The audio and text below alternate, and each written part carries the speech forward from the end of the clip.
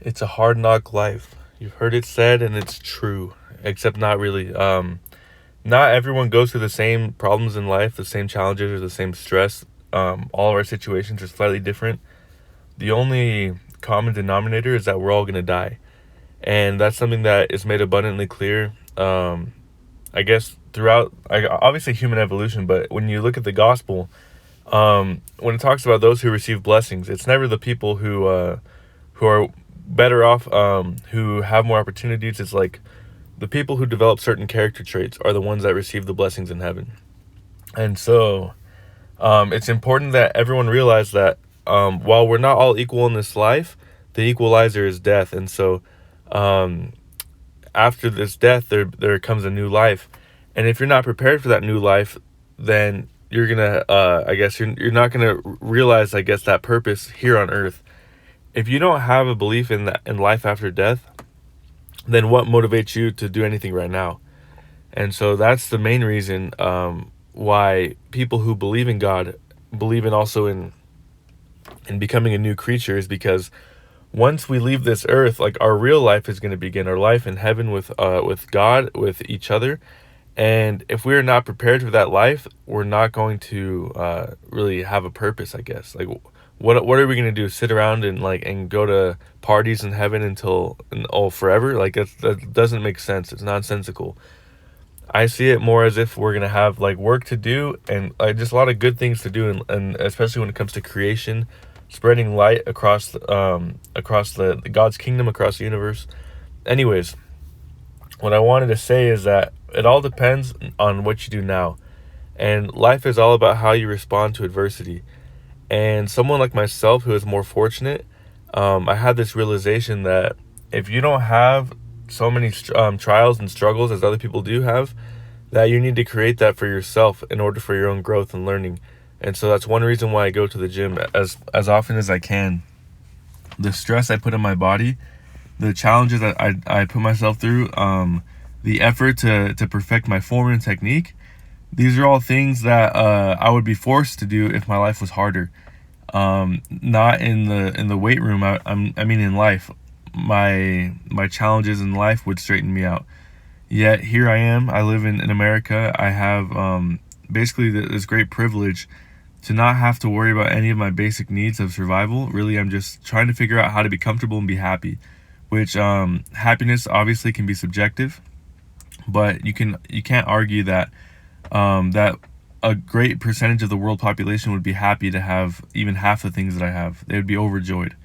So that's why I come into the gym, to challenge myself, push myself, and just remember that if I don't create this strain and this stress right now in this moment, it could possibly come later. But at the same time, what if I'm not prepared for this life that God has promised me after death? So I got to become the person He wants me to be as quick as possible, because maybe He could also use me on this life. That's another aspect of life that gets neglected, is like, if you don't develop your own personality and your own characteristics, at what point are you going to be capable of helping other people to achieve their potential? Some people are called by God early, some people are called by God later, but the reward is the same. But the people who choose not to share anything that God has given them are referred to in the scriptures as the unprofitable servant. This unprofitable servant is wicked and is cast out from God's presence because he wasted every single opportunity God gave him. And I say him because it says him in the scriptures, but it's obviously like referring to both genders. Anyways, I just wanted to move on from that. Now it's time to talk about the workout. So if you watched the last few videos, I'm trying to amp up my training a little bit. So I'm getting a job and I'm about to start in this next week. And pretty soon I'll be having that income where I can spend money on better nutrition and food. I took a break during the summer to focus on content creation, but unfortunately I didn't have so much money, so I had to like budget and everything. And because of the reduced, I guess, nutrition, I had to reduce my training a little bit as well. But now I'm trying to get back into the groove of things. And there's always this transition phase, and I've experienced it before. When you start pushing yourself, your body tends to first it reacts your body does as best as it can, but it reacts in a negative way.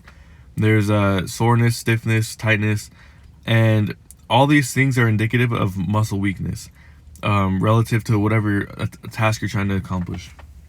One thing that's key for me to realize is like, if before I hit my next PR, it's like my form needs to basically be as perfect as I can get it.